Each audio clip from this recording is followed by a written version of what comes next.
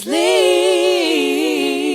Hey everyone, welcome back to Seriously Podcast. I'm Mary. I'm Brittany. And guys, we're doing something a little special today for y'all. We are recapping episode 3 of a show called Black Market with Michael K. Williams. Mm-hmm. Today we have a guest, Greg Calley, who's the director and producer of this episode, right? Yes. Rage Against the Machines. Yes, Rage Against the Machines, a.k.a. Bot Masters. Bot Masters. Welcome back to the show. Welcome back. First of all. Yes. Well, first time in person. First time in person. Yeah. Yes. Talks about anime with you. Another great film, so make sure y'all watch that. Mm-hmm. But we're here to talk about... we're on Tubi now. We're on Tubi? Yeah. Okay, Look come at on, them. bro. Come on. So, you go on Amazon Prime, you go on Tubi, you can check it out. Awesome. So, we're talking about Black Market today. So tell us, first, like, how did you get involved with the project? And for those who haven't watched yet, what can you tell them about the show? So Michael K. he was a good friend of mine. He was like my OG, my mentor. And I met him years back when I was working for the Knicks. Mm-hmm. He was a big Knicks fan. I met him at the Garden, and we just kind of started vibing. And, you know, I interviewed him. This is when I was doing my journalism thing. And I interviewed him, and he said it was like the best interview he ever did.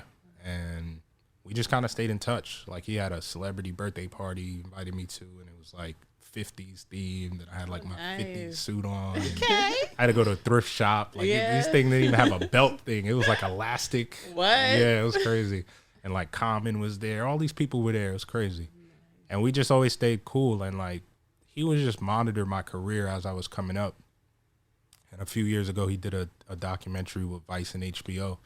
And he was like, yo, you need to come on the road with us. Like, you got to help me develop my interview style. Like, I see what you do. I want to kind of get better at it. So I was like, all right. And I went on the road with him then. And I was just, you know, I was on the crew, but it wasn't like, I wasn't producing. I wasn't directing. Mm-hmm. And this go around, you know, I started directing films and producing projects. And he was just like we were actually in Barbados one day. I took him to Barbados for his birthday last year. Nice. Yeah, we had a fundraiser that I go out there and support this record label called Pretty Boy Worldwide. And they were looking for a special guest for the fundraiser, and it was Mike's birthday right around the same time. Mm-hmm. And I was like, yo, Mike, I just called him. I said, yo, Mike, we didn't celebrate your birthday. Let's go to Barbados. And he got dead silent. He's like, I'm in. I just called his manager. His manager was like, here's his passport, here's this, that. Nice. And we were in Barbados one day just walking, me, him, and my boy Snyder, who was also the director of photography of this episode of Black Market. And he just like stopped and looked at me. He was like, yo, you're going to direct me one day. You're going to direct me one day. And I was like, okay. And I was writing scripts the whole pandemic. So like, when he said that, I'm thinking scripted. Yeah. You know what I mean? I'm like, oh yeah, I actually have something that like I've been wanting to put in front of him.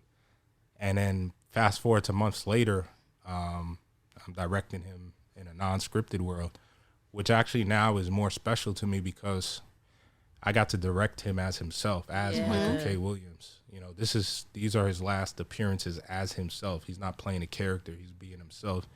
And I honestly think he's more interesting than any of the characters that he actually portrayed. When you watch him, see a different side of him. You're like, I would never think that this is that guy. Like, he has such a genuine personality, and like you can tell like how he likes like to interact with people. Yeah, real big people person. Like he, the last conversation I had with him, I had went to dinner with him a few days before he passed, but a couple days after that, he randomly called me because G Muggs, Giviad Joseph, friend of mine who's an actor, and he also owns his own CMOS company. So Mike was taking his CMOS, and he was a big fan of it. He was telling everybody to get on the CMOS.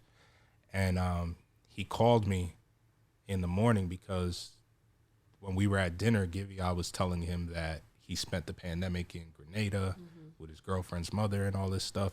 And Michael K's trainer was from Grenada. And he was just like, yo, I got to connect them. They both got Grenada ties. Like, yo, give me G's number so I can put them together. I want them to work out together, this, that, the third. And that's the type of person he was. Like, he was always trying to connect. Like, oh, Mary, you do this. Oh, Brittany does that. Y'all should do something together. Yeah. And he would just pull y'all together. He'll just randomly call you and be like, yo, this girl's from Brooklyn also. She got a clothing line. You got a boutique. You need to put her clothes in your boutique. Like, he always wanted to, like, connect people and, like, put the pieces together.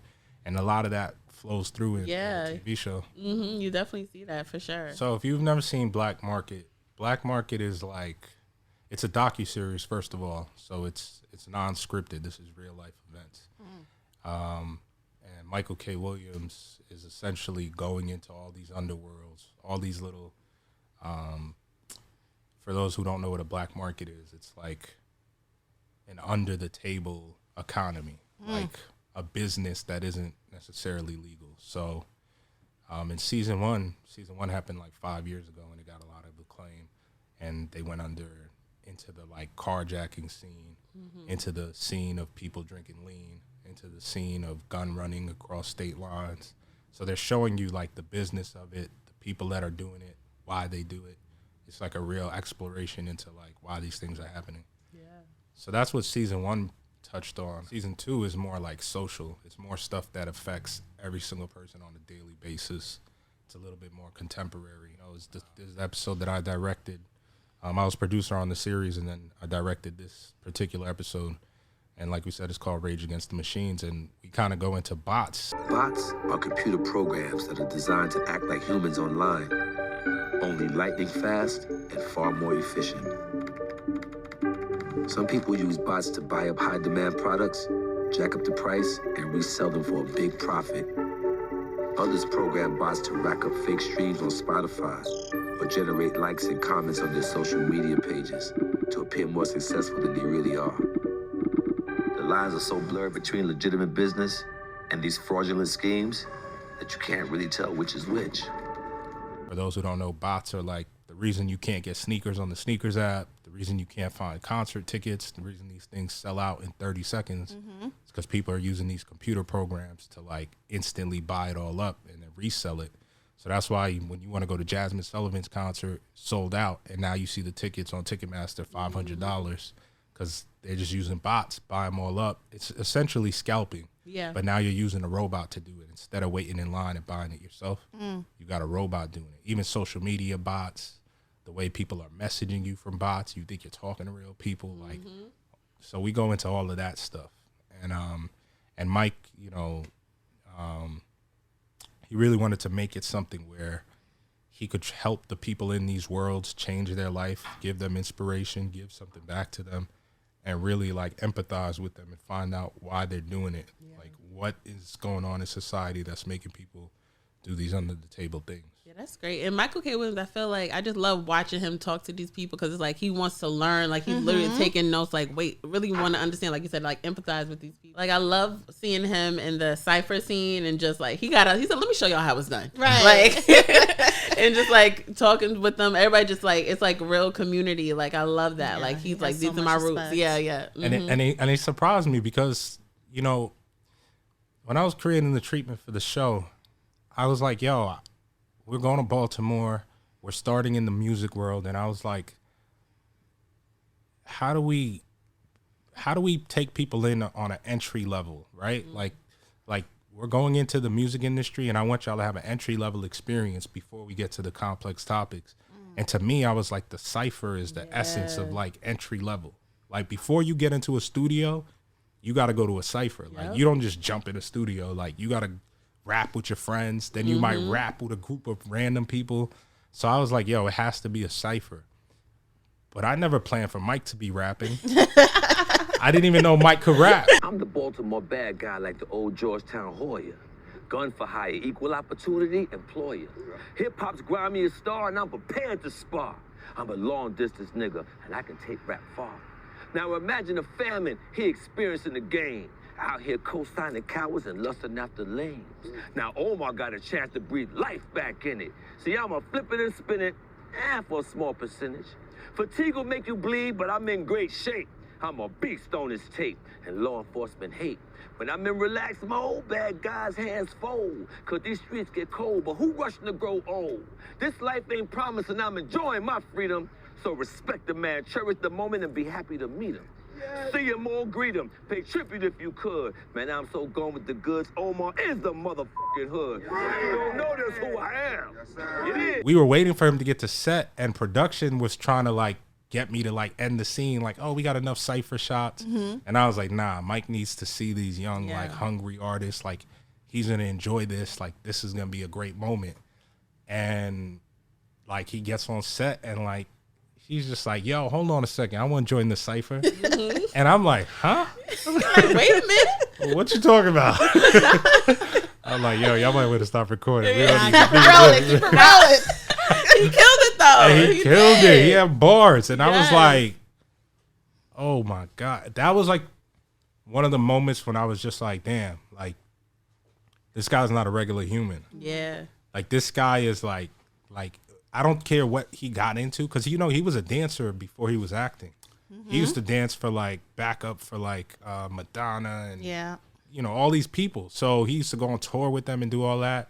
He danced with Genuine, all these people. So it didn't matter what type of art he put his mind to, he would have been a beast at it. Yeah. You know what I mean? Because me just seeing him pull some rap out of his ass, I was like, oh, I actually felt that. Like, Right. you know what I mean? Like, I'm Yeah. like, you, like, if you started taking rap serious 20 years ago, you might have been a rapper. Right? Up there with like Nas, Jay-Z. Yo, I was like, that's crazy. So it was the passion, though. It was the energy, like that DMX type of thing. Yes. Like, it was just like, you felt it. Like, it wasn't like the words were the craziest rhyme Yeah. scheme you ever heard, but everything he said, you felt the emotion in it and you believed it. And I was like, and the whole place erupted. Like, everybody at that cypher, like, couldn't believe their eyes. That's like, it was crazy. nuts. And people said like Michael K. Williams would have been a great like person to play DMX in like a biopic too. Definitely. Yeah, he did. Remember he did the BET Award tribute. Yes, to that's what it DMX. was. You could tell the passion. Yes, from I was there. like, make a movie right now. It's so funny because that happened in the middle of our production of this show, but he didn't mention that he was doing it, right? And mind you, on set, like the day DMX died, we had to shoot that day. Like, so like we're on set talking about DMX and stuff, and he never mentioned it, right? So one day I'm just on Twitter. It's actually giving me a little bit of goosebumps to think about. Because I'm on Twitter one day and I see Michael K. Williams trending. And you know, the worst thing comes to Of your course, mind when you yeah. see somebody trending. You're like, oh shit, Yeah. the fuck is he, like, is he okay? You know what I mean? And I click on the shit and I see him in the DMX thing killing it. And I'm just like, this dude's an animal. Like, this shit Yeah. is crazy. Like, and it's so, the reason I say I got goosebumps is because, you know, what ends up happening, Mike ends up passing. But like in that moment, just seeing his name trending for no particular reason, I had that worry, like, Yeah. oh shit, like, is Mike okay? Like, I was Yeah. scared to click the hashtag because I'm like, why is he trending right now? Because Right. the moment you see somebody's name trending, you automatically assume the Automatic. worst. It's like, oh Automatic. gosh, what happened? Yeah. So, but yeah, he definitely had that DMX spirit in him, and there was. It's funny because the day of DMX's funeral, if you guys pay attention in episode 1, the Scammers episode, in the final scene, you'll see he's wearing a DMX shirt. It was the day of DMX's funeral, and he came to set wearing a DMX shirt. Oh, wow. It was funny because that day we were filming, and it was so hard to film because every car was driving by blasting DMX. We were in Brooklyn, gosh. and Oh, his yeah. funeral was at the Barclays. Right. So yeah. every car was driving by on their way to the funeral, blasting DMX. Oh my gosh. Yeah, it was nuts. It was nuts. That's crazy. So we meet Chad Focus, who is king of the bots, and like really kind of using the bots to propel his career, like billboards, streaming platforms, you know, concerts with Lil Baby, Moneybagg Yo, all that. And so I thought it was interesting because Michael K. Williams says in the beginning of the episode, you know, we're conditioned to do everything with the notion of getting out of the hood, but he commends Chad. He commends Chad for like, you know, taking care of the community. Meanwhile, when we meet the other guy, Focus, that's one his in- name? Fortune. in Florida. Yep. He says Fortune booming. Fortune booming. He says that kind of was Chad's demise. yeah. Downfall for like staying in the community, helping anybody and everybody. Like, what do you think about that as far as like getting out versus staying? Yeah, man, it's such a, and I think that's one of the reasons why the cold open we ended up going with that dialogue for the cold open because it's such an interesting concept to think about, right? And how many people we seen this with, like Young Dolph killed in his hood, XXX killed right around his hood, like all these, Nipsey killed in his hood on his block in front of his store. Yeah. So Chad's not dead, you know. Chad's in jail, which is not a great place to be either. But yeah, essentially, you know, Chad Focus is an individual, a talented individual, and from what I know of him, he's a really good dude. And he figured out how to finesse the situation. Like, and that's what life's about, right? Like Donald Trump finessed the situation. Like his companies ain't been paying taxes forever. So this is the American dream, is to finesse the situation. And Chad figured out a way to do it. But the problem was, instead of just being low with it and just figuring it out and going for self, Chad was doing all this extra stuff. Like he flew out people that had never been on a plane. He flew out like 50 people from Baltimore to the BET Awards and had them living in mansions for the weekend, running around LA, like driving exotic cars and stuff. So he kind of put a big target on himself. And that's a big part of what led to his downfall. So in some ways, yeah, staying in his hood and looking out for the hood so much caused his downfall. And I think that you have to find a way to have a balance, to like stay connected, but to not sacrifice yourself. And, you know, something that's crazy is Mike was one of the best people at staying in the community, even at his level. You're talking about an A-list actor. And if you guys watched the Scammers episode, you saw it while we're shooting. We're in the middle of a shootout.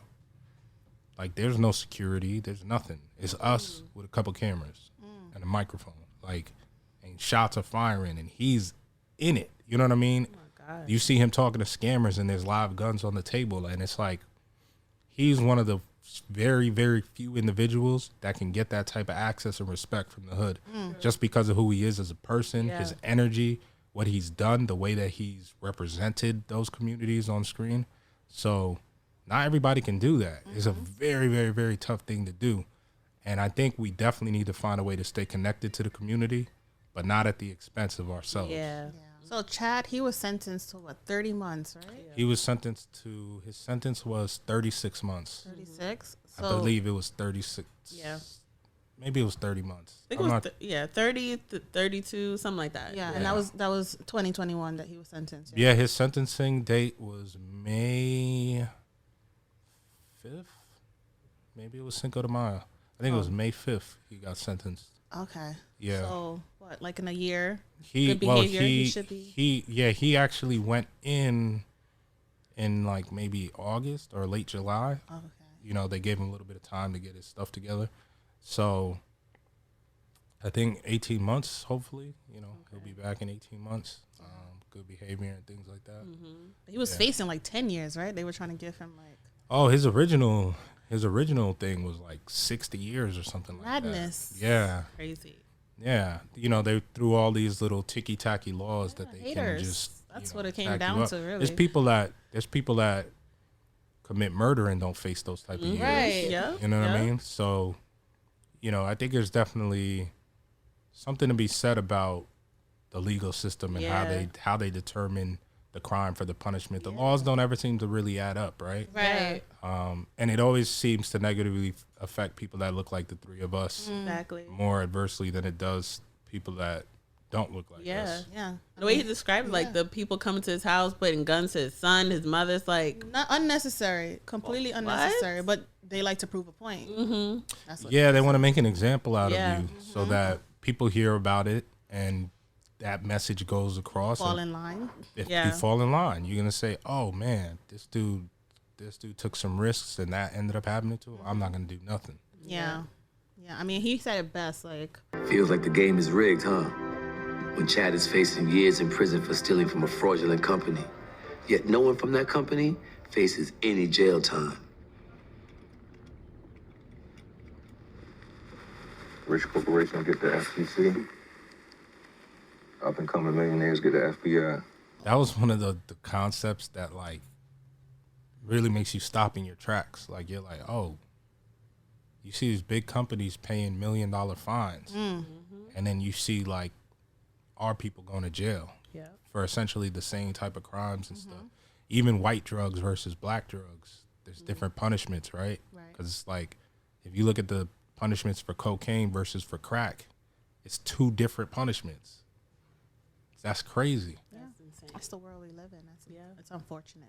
What was surprising to me, as far as the music industry, these bot farms. I never even heard of them. And they were like in Brooklyn. I'm Yes, like, down the block.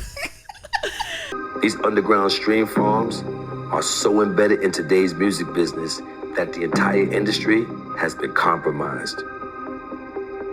Unknown artists are using them to get signed. Labels are using them to keep artists hot. And the fans are unknowingly supporting it all. Even the most successful artists in the world have one foot in the black market. Streaming farms are usually run out of developing countries overseas. But it's grown to the point that I was able to find one operating out of a storage unit in New York City, of all places.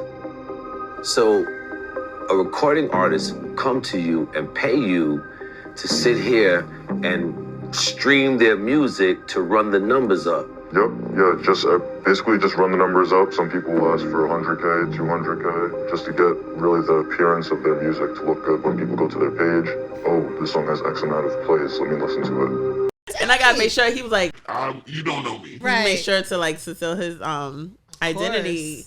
But just like so crazy because like all of these, and he said big name artists do like A&R labels come to them. It's just like, wow, like nothing's real. Yeah, and I low-key believe it because a lot of this music is trash. It's trash. So obviously, it comes from these bots. I'm not gonna like, say nothing, but I don't know.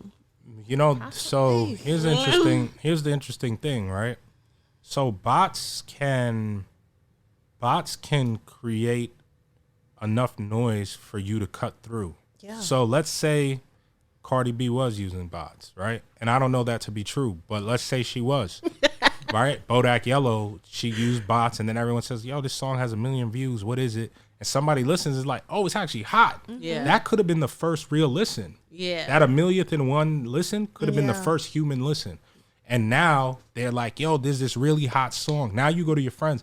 Everyone's listening to it. Look, we got to start playing this. There's 1 million people listening to it. And the song is actually hot. Right. And yeah, it's going to take off. Yeah. Then on the other hand of it, you have other artists who have the numbers, but their music don't live up to the numbers, like Tekashi 6ix9ine, who's somebody who is speculated, and I have to say speculated because, you know, I can't speak on what's fact and what's not fact, but supposedly he's one of the biggest beneficiaries of bot usage. Really? Yeah, so there's been a lot of conversation about that in the industry about Tekashi 6ix9ine's numbers because he's always bragging about how crazy his numbers are and his things always go crazy, but then like he don't sell that many records, so it's like the math is not mathing. The math ain't mathing. Is that similar to like with Travis Scott, like with SoundCloud and how he became such a big artist? So in my studies, Travis Scott. Studies. Well, in my research, Yes. Travis Scott is an artist whose name off the record that I've heard multiple times be brought up in this conversation, saying that he supposedly his audience was a beneficiary of white these kids. bots. Yeah, and supposedly he was super talented, but he couldn't build a fan base, and that helped him build a fan base. Yeah. And then when he got booked for the live shows, that's when he started winning real fans with all the antics. Yeah. And it's just very ironic to think that supposedly him using bots led to Astrofest. You know what I mean? Yeah. Like all of that happens crazy. from bots. So him to have the farms. control over all these kids, to rile them up and have them doing whatever, all started with a stream farm. So it just shows you how an inorganic process can create organic results. And that's something that Chad Focus said to me verbatim. Like, it's an inorganic process with organic results, because all I have to do is create the idea that I'm winning. And once you guys see this idea that, oh, this person's winning, now you want to be next to them and you want to feature them and stuff like that. I try to master IT. I try to master technology. You know, a young black guy figuring out the way that all the major labels, man, touch the real money. so I could empower my people and make sure I could give them back ownership. You know, there's different ways to go ahead and, you know what I'm saying, enforce your will. So what were some of the ways that you began to do that? Today's world, everybody's using a streaming phone. Streaming phone, man, there's a bunch of different cell phones that sign up to Spotify. They play your record over and over again. You get streams, you get paid. You know, plain and simple. Being able to use my streaming platforms, man, I was able to make hundreds of thousands of dollars. We were able to chart on Billboard. We were able to chart on Spotify. We were able to chart on Apple Music, Tidal, Shazam. These streaming farms help you start the process, and that tactic is turning into legitimate money. When Fortune Boomman was on, he talked about social proof. And that's people creating the fake social media followings with the bots. So now you guys are looking for someone for your podcast, and you see this person has 2.5 million followers, and you're like, yo, let's have them on. Yeah. And it could be some dude living in his mom's basement that really has 30 followers. But because you saw his Instagram was lit, and it's really bots, but because you saw his Instagram was lit, y'all had him on the podcast. Now he comes on the podcast. Now all your listeners are fans of his. So now he just made real fans off of his fake fans. Right. But sometimes you can tell, especially on Instagram, like if they have 20K followers, but then like 10 likes, like I know it's bots. Like come on. So yeah, I mean, a lot of people do the lazy botting. Yeah. But other people are more thorough with it. Other people are gonna buy the comments to go with it. They're gonna buy the likes to go with it. They're gonna buy, because the comments are more expensive. So a lot of people just buy the views because it's cheaper. Yeah. But the people that are smart are gonna buy the comments. And you can have it say whatever you want. You know what I mean? You could say, yo, have 3 people say this, have 2 people do fire emojis, have this many people do this. So depending on how much you're going to invest into the process and how good of botters you have at your disposal, you can really make it look really good. The thing Chad Focus said, like your bots have to be consistent too. Yeah. So that's important too. The way that the algorithm works, sometimes it's not even about that, because the way the algorithm works, in the first 15 minutes, the amount of traffic and comments you get determines how far that post goes. Because if people are going crazy, like if you posted a picture and you were pregnant, everyone say, congrats. Now it's on the explore page, because in 15 minutes, you got 300 comments. So the algorithm says, oh, people like this. Let's show it to everyone. Yeah. So now the bots trick the algorithm into like sending it out. So now you're on the explore page with no real actual interaction. Yeah. But because the algorithm thinks, oh shoot, this post is popping, they pump it to the world, and now you start getting real likes and real comments. I feel like Instagram also is kind of honing down on the bots, because like let's say I like too many pictures at once, they'll be like, oh, your account is flagged for inappropriate. How you know that? Cause my business, cause my business, like when I promote it, stop. I'm a bot farm. No, 2 a.m. liking all his pictures. No, that's how don't it's do going that. down. Don't do that. Don't do that. Instagram is like, Don't do that. girl, It's you a are business. thirsty. For my event Relax company. your thirsty ass. She's a business. I'm out here looking crazy. No, for my event company, when I have to find people to come to the event, I DM multiple people so they could come to the event. Yeah, you could have got a bot to do that for you. See, but Where we getting the bots? Where we getting the bots at? But I do like organic engagement, but I do need a bot. But the bot is causing organic engagement. It's just, so essentially the bot is doing what you could do.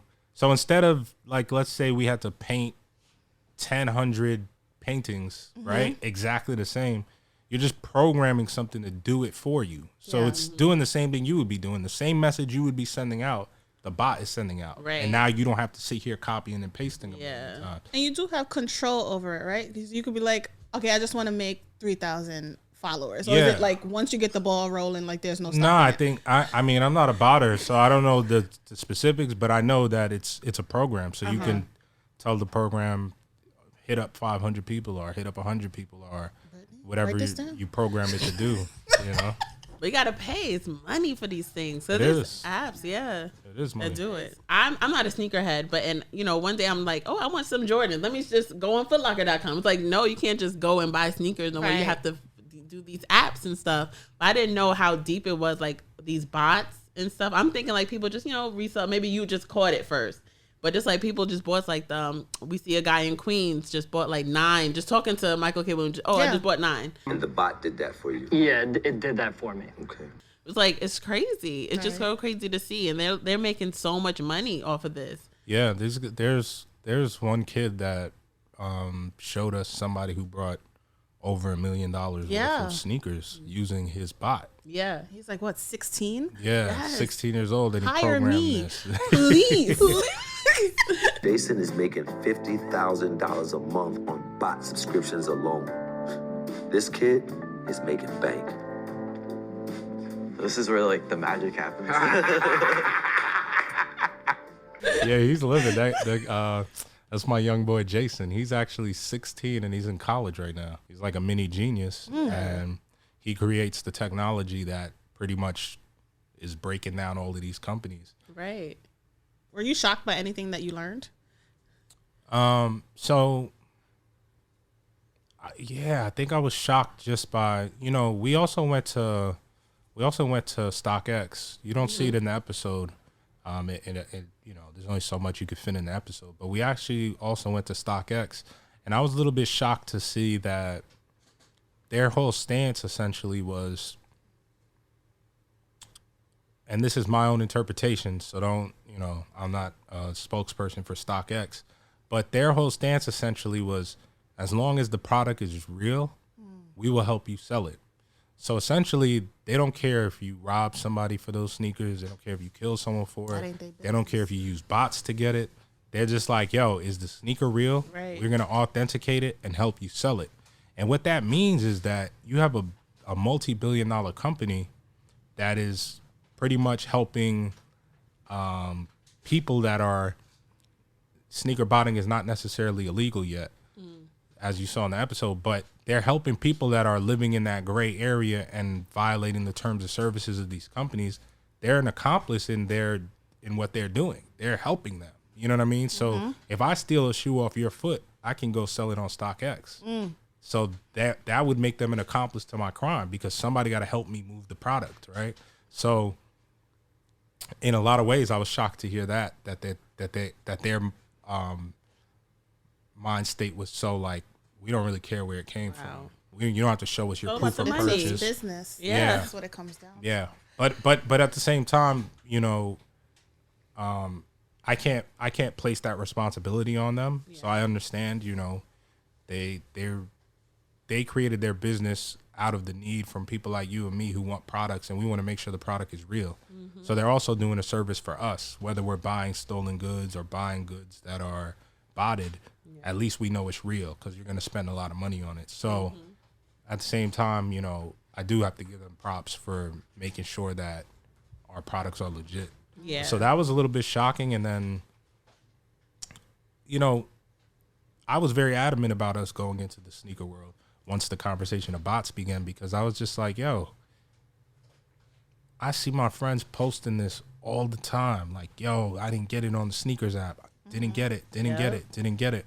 And what a lot of people were telling us were that the reason that companies like Nike and Jordan aren't stopping this from happening is because it's free advertisement.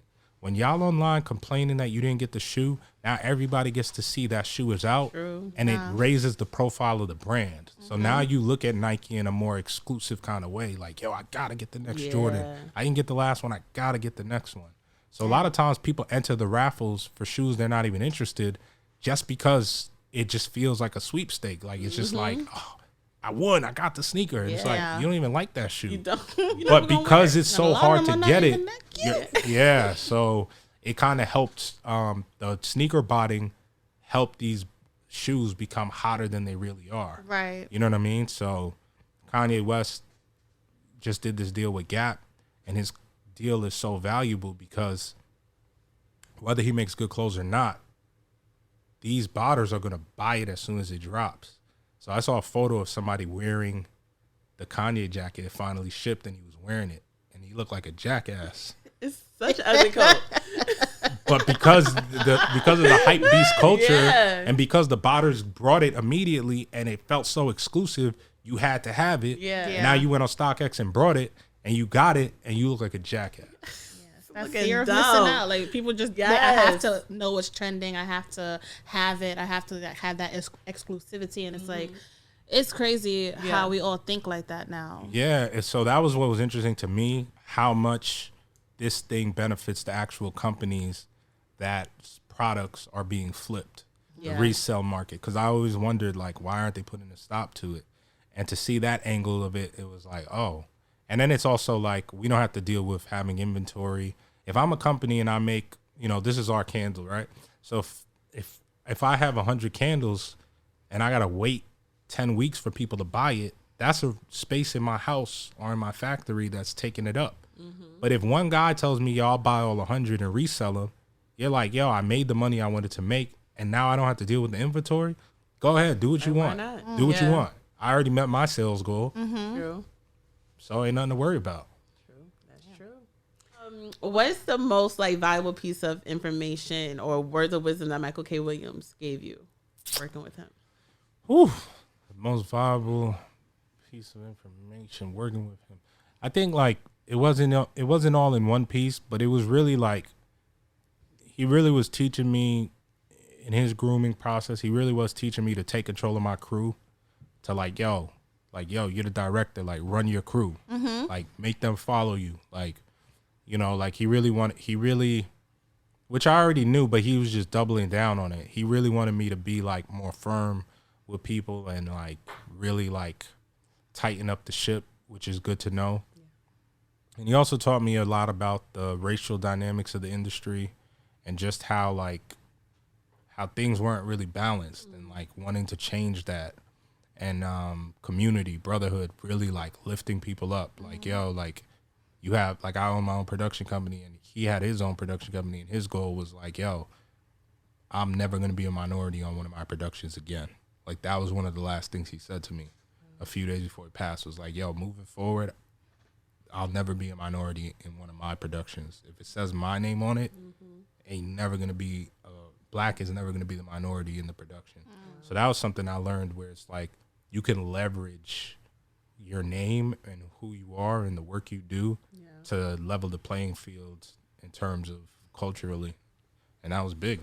That's huge. And that's something I'm going to take with me for the rest of my life. Well, Greg, listen, it's always great having you. Thank you so much for coming on the show and talking about the Black Market. I'm super proud of it. Worked really hard on it. And yeah, I'm hoping it starts some good discussions just like we just had. And I'm hoping that people really mess with it. And I stand by it. I'm proud of it. It's really good. Yeah. Thank you. It's a good episode. So for now, can you just let people know where people can follow you and any upcoming projects you got going on? Yeah. I'm at Greg Cali on everything, on all social, Twitter and Instagram, really. So you can find me there. And what I have coming up, I just finished writing a film for TV. I don't think I'm allowed to officially say Exclusive. what it is, but I'll tell y'all off the air. Fine. But it's a legendary gospel singer I wrote a biopic for. Yeah, it's pretty good. So that should be, if things go according to plan, that should be on the air this summer. Nice. Yeah, so that'll be on TV also. And then I'm just cooking up. Greg is cooking, he said. Cooking up. Cooking. My short film, Wouldn't Mean Nothing, that I did with Mac Wiles and Shannon Thornton from P-Valley, is in rotation. We're in the festival circuit. And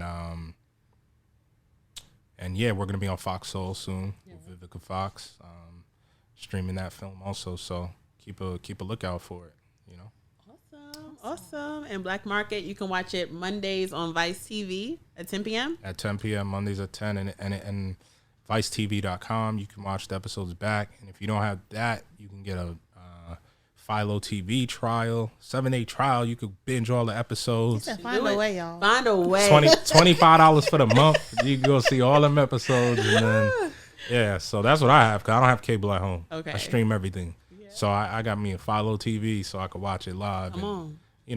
During the commercial breaks, me and my friends are just like, oh, shoot. Yeah. So, okay. fun watch. Yes, make sure y'all watch it. And in the meantime, make sure you guys are following us at Seriously Podcast on all podcast platforms and social media, and also watching us on Black Oak TV. So see you guys next week. Bye. Bye. Thanks for having me.